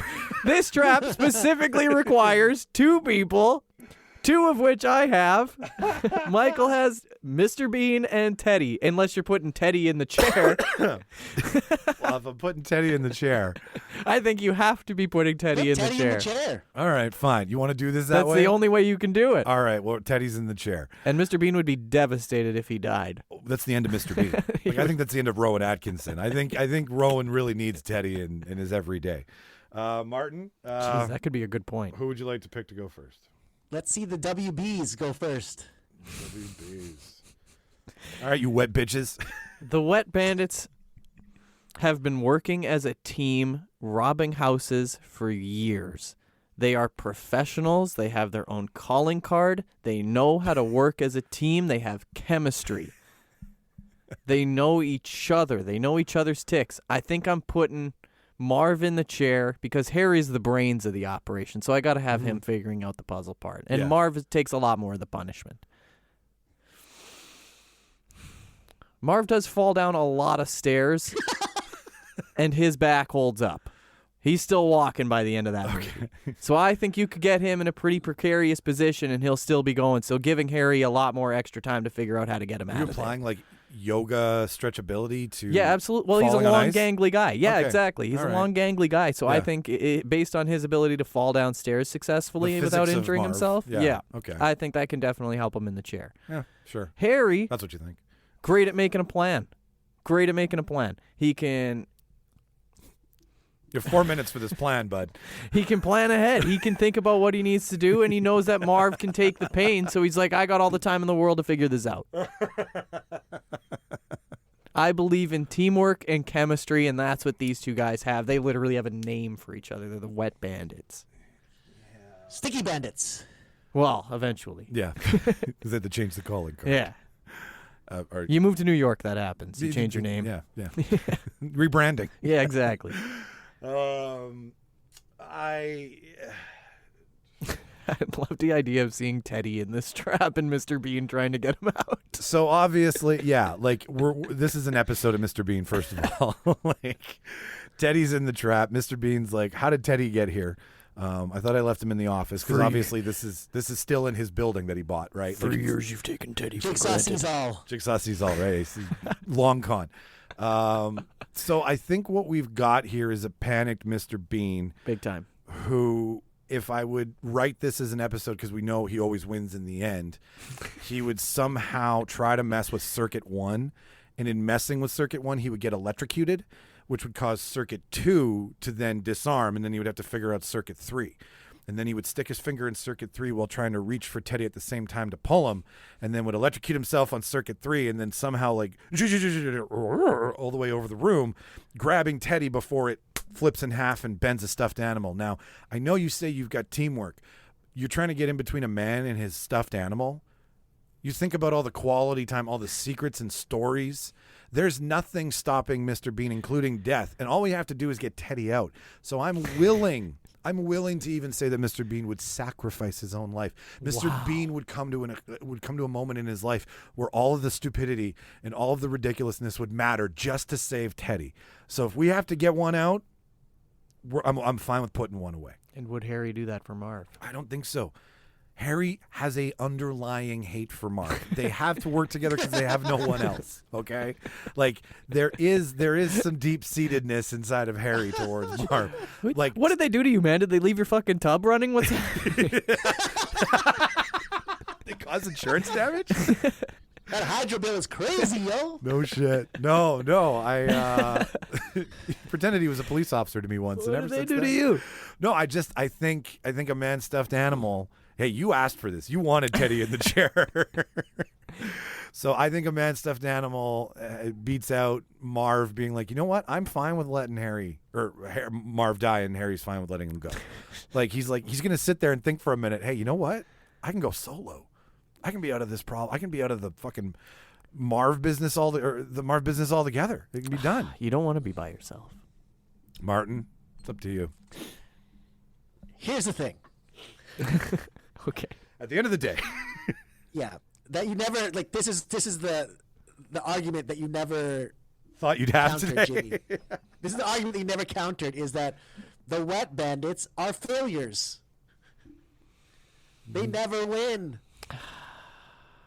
Mr. Bean does. They won. Win. The Wet Bandits won consistently until they ran into Kevin McAllister. A child. But Mr. Bean always wins. He's got a perfect. He's They the Muhammad Ali. They always went against people who weren't home, but they got one person and they lost to a child. Shit. It's true. So they're not playing when they're robbing houses. They're not playing against anyone. The house is empty. But Kevin is here, worse they're than playing Jigsaw. against Jigsaw. So they're playing against people now. They don't do good against other people, is what I'm saying. Whereas Mr. Bean, He's right.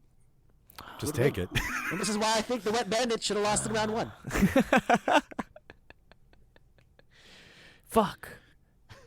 I think I gotta give it to Mr. Bean. Mr. Bean's such a good pick, man. Charles picked well. Damn it. Fucking Charles. It's going to be an all Charles finale. It's gonna be an all Charles finale. Shit. All right, Mr. Bean gets it. I like how the guy who's probably gonna win isn't even here. You picked Wet Bandits, though. Oh, I did. Whoops. No, I picked Mr. Bean. I've done it again. Won successfully due to pre-picking. You have me. Yeah, I'm in the room with you. got him. I sway your way.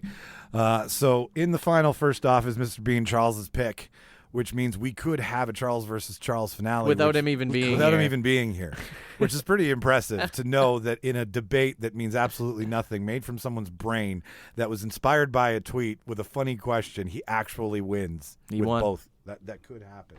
So, Martin, our last trap is up here, and it's Hugh Glass, Mountain Man Hugh Glass versus John Connor. Grizzly Adams. What's the trap? The trap. What's the trap? Fuck. Should we? This one's going to depend on the trap, I think. Yeah, this one will depend on the trap. It's all dependent on the trap. As long as it's not reverse bear trap, I got you. Okay, so we have a choice here. Okay. We can do. We'll let Martin choose. We have the steam maze, we have the reverse bear trap, or we have the ice block trap. Martin, because you say it depends on the trap, and this is going into the final, you get to pick. Uh-oh. Which trap would give people an advantage? Because I want to pick a trap where no one has the advantage. I think you have to argue Hugh for Glass would your have an character. I don't think advantage. that's fair. He'd have an advantage of the bear trap. I think for so. sure, because Yeah. he's So worked not the with bear him trap. 100 Yeah, times. so that's out. Okay, so ice block trap or steam maze. I could see Connor having an Let's advantage do with ice. this. We already had a maze. Let's do ice block trap. Okay, ice We already block had a trap maze. it is. Perfect. Yeah. Okay, so the ice block trap listener was featured in Saw 4, Saw 5, Saw 6, and 3D. So this one's been used the most. It was a fan favorite. Yeah, Well, sometimes they no do shit. flashbacks, so it might just be. Yeah, that's I it didn't say which one it was used in, but yeah, you're right. So the person tested in the strap was Eric Matthews, corrupt detective who'd abducted 6 months earlier by Amanda Young. He was a star of Saw yeah. 2, I think. Yeah, Played by Donnie Wahlberg. Right? Yep, the ice block Phenomenal. trap. Hang on here. No, you're totally right. I picked Donnie Wahlberg, actually. Where is the depiction of the trap? Not Mark. From Band of Brothers? Not Mark. I'm picking Donnie. Sometimes I take Donnie outside and I gotta beat him up. Oh, yeah, it's a very simple trap. Okay, so this is the one where the ice block slowly melts, and as it melts, he's got a noose around his neck and he's hung. Right. So it's... Oh, that's easy. But Hung like a it's Eric Matthews' horse. test trap, right? Isn't Eric Matthews from Boy Meets World? Yeah, he is. That's the brother of Eric Matthews. Yeah. So he's the real. Isn't that the real name of the guy? And then this is the character name. What a great connection. Yeah. So basically, it's Eric Matthews' Poor Eric. final test trap when he's confronted with everything. You know how some of the characers have their final set of traps. He's about to meet fucking Saw world. is Mr. Yeah, Feeney. exactly. Mr. Feeney is Feeney. Jigsaw. Topanga. It's Topanga. Hello, all Mr. along. Matthews. Mr. Matthews, you haven't turned in your history report. So between Martin, who do you want to go first? Do you want John or do you want Hugh? Who went first last one? What first last one was the Wet Bandits actually on that So one. it's you. So That's Mike, me. you'll go first. All right, so Show him your Hugh- huge ass. So my huge ass states that we've seen him get eaten by a bear. Yeah. I thought I was going to be able to get to use that with the bear trap thing. 'Cause Not it would- today. But not today. So, but we know that the man survived being chased out of his camp by an indigenous tribe. We then know that he survived being attacked by a bear while trying to hunt for food. So, sorry, just to go, how do we escape this trap again? Oh, this is the trap where you have to admit, like this is the one where Eric Oh, Matthews you is confess. you confess. Okay. So I have to confess that I was trading pelts Okay. to somebody else. Now, And John Connor confesses that he wanted his friend to fuck his mom. sure. Okay. Yeah, it works perfect. Okay, it's a great. confession trap. So we have Hugh, who has an indigenous son throughout the story. I really do feel that aspect of his life would make him confess to get out of it. He's got because something to live for. He's got something to live for. He's tied to the community. It's part of his story. He could go the distance with it because the man was eaten, then had to traverse through the winter wilderness and throw his He's body. been cold. He's been cold. Cold is not something that's a problem for him. So in comparison to this, I'm actually feeling a little bit more lucky that cold is not a problem for Hugh. Confession is a problem for Hugh, right? So if Hugh's willing to confess that what he had done against maybe his mother was murdered. It just comes down to that. He finds out that, his son, the reason his wife was murdered by that tribe he's trading with, let's say, right? So I think there's more of an emotional connection for this to happen than Eric Matthews has with his son, who, if I remember correctly, It's kind of the same idea. Yeah, he's in the box the whole time. Yeah. And He was right there the whole time. Exactly. So I feel with the familiar connection to family and it being less about having to strength your way out and more about honor your way out. Yeah. Because that's really what a saw trap is at the end of the day. Hugh Glass is going to kick John's ass. I mean, listen, I'm sure John Connor has plenty of robot-related war crimes he could confess to. I'm sure he's done a lot of fucked up things. I'm sure he's taken a lot of robot souvenirs off of robot dead bodies.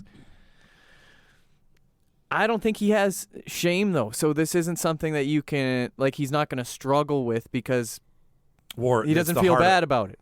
It's the price of war. And he knows he is the chosen one. He cannot die here. He has to keep going. And I think he knows that. So confessing to whatever he did, I think he could easily accomplish that. I think he would have no problem saying it. These are robots. They aren't people. I think he would be fine. It's just like Westworld. It doesn't matter.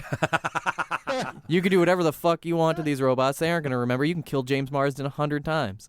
I don't think John Connor will have an issue confessing to any of the bad shit he's done. Yeah, altruistically, he's out. He's out. Right, where Hugh is done. Yeah, so he's got more courage. He's got more in his sack, I guess, because it's Fights in war. Yeah. Yep. I don't know. I mean, you've got a man who was attacked by a Kodiak. Do you guys remember the scene? Yeah. No. What happened? Like, he was. There's a bear in that movie? Yeah, there's a big old bear. Oh. And the bear he shoots the bear. The bear comes and attacks him, then runs away. And then when he tries to get the gun again, he gets attacked again. It's like a 2-for-1 for that fucking attack. Like, I don't think if confession is what has to get Hugh out, that might be tough. I think he's getting out. He's a noble man. He's not one to. Yeah, but it has to do with his son.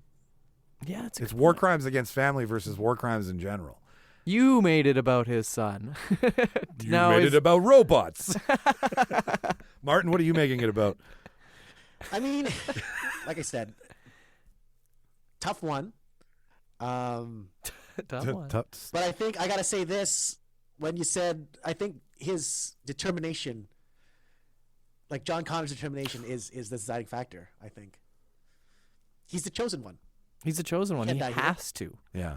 And he knows that he's not going to die. He's going to do what it takes to get out. I just want to say for the record that if someone does say that that's somewhat of a superpower, no, it's not. We already talked about superpowers before the show. Those are things where like you can change matter with your mind and like not plot armor. Not plot armor.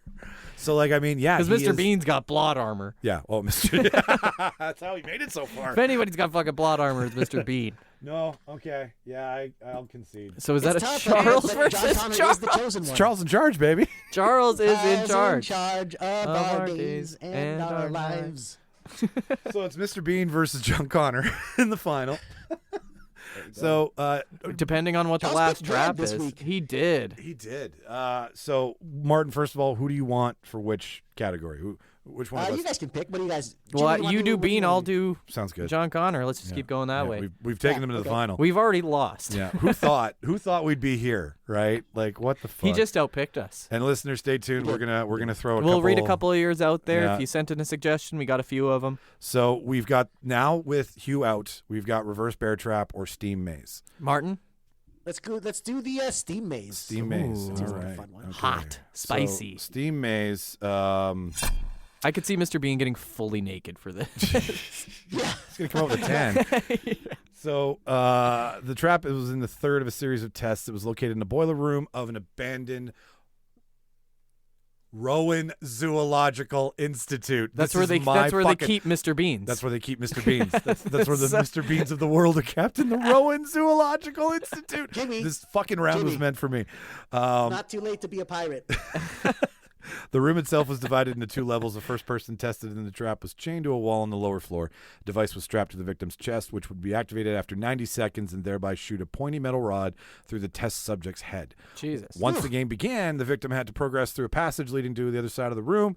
The way was enclosed by a cage, giving the victim little room for movement. To survive, the test subject had to rely on the help of a second person who was standing on the catwalk above. At 2 points in the first victim's passage, there were two small tunnels which the victim had to crawl through. So it's like... So who's John Connor's second person? Because you get Teddy. Well, sure. Kyle Reese? Yeah. Let's say Kyle Reese is... This is that little timeline. Kid Kyle Reese, like his son. Like a little kid. But here's what happens. They were, however, blocked by steam coming from a row of pipes with high pressure. So at 2 points the victim's passage, there were two small tunnels the victim had to crawl through. In those small tunnels, steam was blasted in. Yeah. So think of like a mouse maze, essentially, with steam coming into certain points of the room. If you don't get out, it's going to melt you. A metal bolt goes through your head. Lovely. Yeah. So it's a steam burn, essentially. So who you putting in the cage and who you making crawl through the tunnels? I'm putting Teddy in the cage because we got out of the back trap. And he's not going to be able to crawl through the tunnels. Yeah. So, well, no. Like, we'll put a string on Teddy. For sake of argument. You know, the steam is just going to blow out the stuffing in his hair. It's not going to be good after. I have a perfect argument for that. Okay. So Mr. Bean will be the one helping, and then obviously Kyle Reese will be in the chair, and John Connor will be crawling through the tunnels. Okay, through the tunnels. All right. Martin, which Charles character would you like to go first? Who's in let's charge? go with. Let's see what John Connor has to say. All right. I mean, this just sounds like a war type scenario for John. Like, you know what I mean? Like, this doesn't sound like anything he would have to deal with. Like, you're telling me robots, and there's not going to be steam in that universe? There's not going to be steam in the Cybernet universe that he has had to go through? I'm sure he's so used to being steam blasted in the face. Cyberdyne Systems got steam removed from the future. Oh, shit. Thought they were more cyberpunk. There was some steam in that movie. There was. That's what I mean. Steam vent. Like, anytime they're in, like, one of those robot factories, there's always, like, steam shooting off into different directions. So I'm sure this is something that John Connor is very used to feeling. And that weight does not hold water. Go on. There's steam in the room. It will be okay. He's dealt with steam before. Like, he's the chosen one, man. Like, he's not going to let his father-son die in that chair. He's going to figure this out. He's going to get him out of there because he has to. Okay, I want his mom because now he has to save himself. He won't be born if it doesn't happen. This is his mom, not Kyle. If you he fail, has to save Kyle for him to survive. He's got to save Kyle or he won't live. He'll just disappear, however it works. He'll hold a picture out in front of him and he'll fade away like his brother and sister. Martin, I'm quoting you. There's an asterisk on that point in this argument. Without Kyle, there is no John. Yes, that's obvious. That doesn't count as an argument towards the cause. You want a legend, Michael? You can put an asterisk wherever you want. Being from the future is not a superpower. It's just a time malfunction. Hey, Charles picked it, not me. I'm Yeah. just going with the strengths of John Connor and Kyle Reese. This is by the seat of my pants. They know where they're gonna die. You want more time, or I'm great. You're great. Okay. All right. Well, Mr. Bean, we've got a little string attached to Teddy, so like he just has to time these right. Now to your Steam conversation, what is a stuffed animal but a little tiny thing made of fabric with a personality for a television episode? He's got a tag that says "Do not steam clean." Shut up! Fuck, I did set that up too well. Yeah. No, I was gonna say this is just a day at the dry cleaners for Teddy, right? Like he's gonna come out fresh. Come out fresh, zestfully clean. Teddy. So cool and soft. I even think that at certain points where he can't get Teddy around a corner, Mr. Bean will just like, you know how like when he does stuff, say for example when he bends over and then like a gunshot goes off and the bullet goes over his head and he timed it right, but then like lifts his legs up for something and then something goes under. That's the kind of scenario we're gonna have where Bean's can't be hurt. He can't be hurt, right? Like if he does get hurt, it will be in the slightest of smallest ways. It'll be on his butt. It'll be, he'll have the steam burn on his butt. Maybe he'll get too like. He's so sweaty. That's what I was saying. He's gonna end up in his underwear and wife beater by the end of it. But then he'll look in the mirror and be like, "Oh, my complexion," right? Because he'll have had a steam bath. Socks and shoes still on though. Socks and shoes still on. Yeah. I could picture him treating it like a sauna. That's you see He's what just I'm got a getting at? towel on and he crawls into the tunnel. He's completely oblivious to the fact that, and he's just like, "Why won't Teddy come into the sauna?" Like again, besides being a hapless idiot and always finding his way out, I think he would find comfort in this somehow and switch it to his benefit. That's what he does. He's always on the positive side. Exactly. He's a glass fully full, even too full, perhaps. Possibly too full. He never said when. No, he just keeps. Just lets the pour go. I mean, the first episode I ever saw is the one that still lives with me, which is the Christmas episode with the turkey. Yeah, and that is such good, pure, simple comedy that I feel that it's. That's why he could survive a saw trap. That's why he could survive a saw He trap. had his head in a turkey's ass. That's a lot of figuring out. In a huge ass. In a huge ass. Huge ass. Huge ass was in the last round. He's not allowed to be used in this argument portion. I truly think that no matter what happens to Bean, Bean comes out on top. Everything's coming up Bean. Bean. I can't argue against that. Everything comes up Bean. He could have been strapped to the chair and Teddy could have been doing the machine stuff. And I think Bean still would have won. Something would have happened with the machine, some sort of malfunction, and he would, like the metal thing that's supposed to hit his head would hit his, like whatever was restraining him. It would just work out. It would. I think it's got to be Mr. Bean. Yep, I agree. I thought he was going to be the number one pick from the start, and he's unbeatable for this. Yeah, you can't. He's domino, but not domino. You know what I mean? Like, Exactly. do I get half a point? No. That I brought him all the way to the end No. for Charles? Like, Charles wasn't here. These were just great picks. There's nothing we can do about it. How does this happen? How is it that Mr. Bean survives all saw traps on a Saturday afternoon in March? How is that? Survives and wins. Right? Takes it all the way to the end. Fuck. Well done, Charles. I mean, I helped you, buddy. So It's a big win for Charles Buy this me week. a cheeseburger at the movies or something. He's not even here. I know he's not. Once again, another bracket where Jimmy does not win. Yep. No, these aren't yours. bud. Someday. These aren't yours. So the last couple episodes, we've started to get some fan traction, and we really appreciate it. There's actually a few. So I've got one from Val, friend of the show, came out, helped us decorate with the Krampus Christmas night. Did. She says John Locke or John Loesch from Lost. Yeah, because he doesn't feel anything past his waist. And Buffy the Vampire Slayer. Okay. I do love my. Wait. Are we talking Sarah Michelle Gellar? Are we talking? Yeah, we're talking Sarah Alicia Michelle. Silverstone? Yeah, Sarah. No. Yeah, we're going Michelle Gellar, I believe. We are. Yeah, that's. I would have accepted either one. Is it Christy Brinkley? Who was the original Buffy? Christy Brinkley was the original Buffy. Yeah. No, she wasn't. The movie. Yeah, the who was movie's not Yeah. Christy Brinkley. What the fuck's her name? I'll go look it up. Go ahead. Look it up. So I also had. You read one. Yeah, let me read one here. Christy Swanson. That's it, Christy Swanson. BJ Verreau, old school buddy of mine from high school, stuntman BJ Verreau, who's done the show. He thought MacGyver for hands-on skill That'd be- traps. That's good. Right? That's a good out of choice. traps. A guy who can build a trap out of a paper clip and some Face chewing gum. death in the face. Right? Yeah. Dear MacGyver, here is a pen, a paperclip, and a rubber band. Please save my family.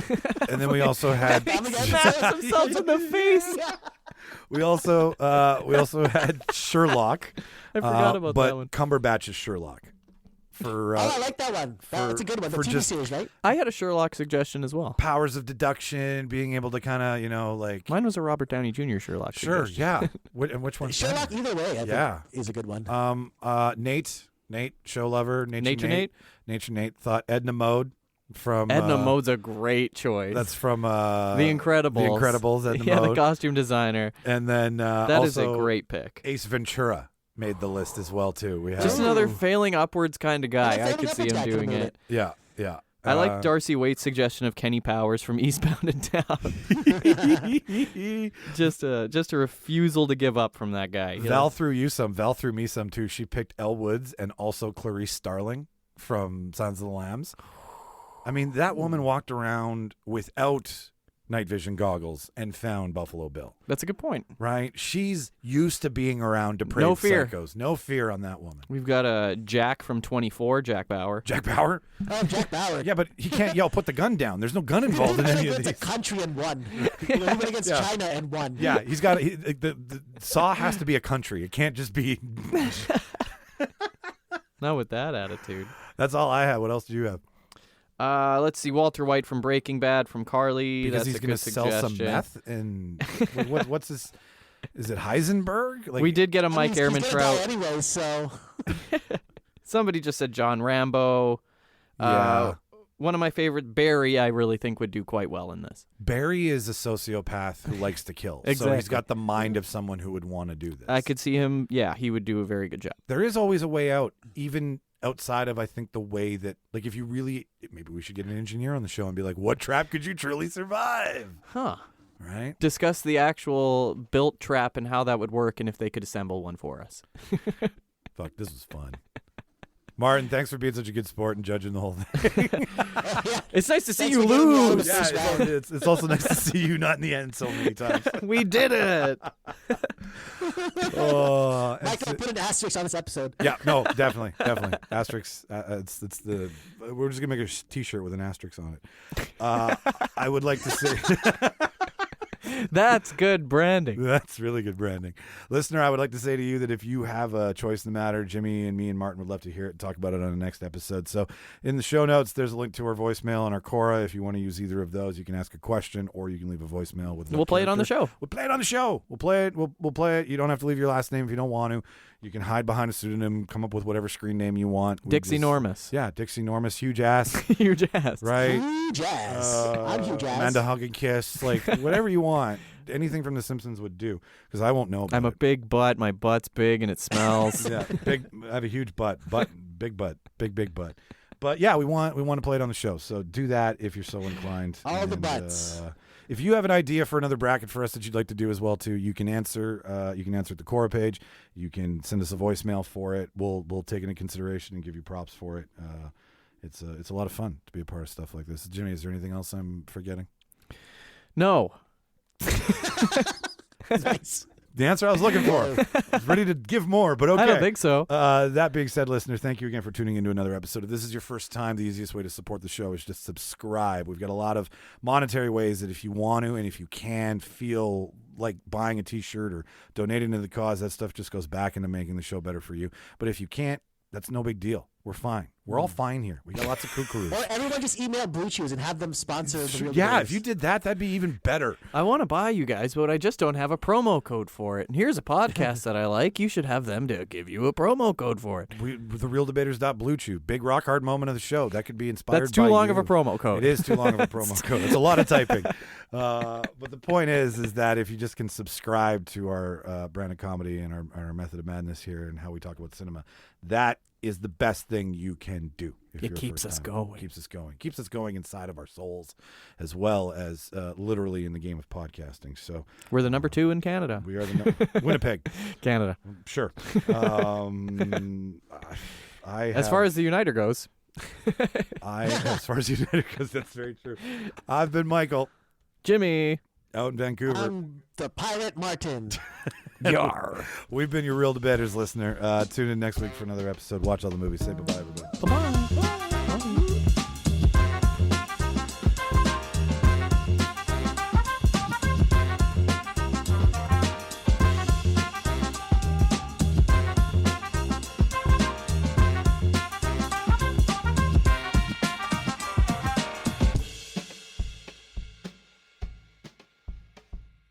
Oh, if you have any problems, dial information. Thank you for calling.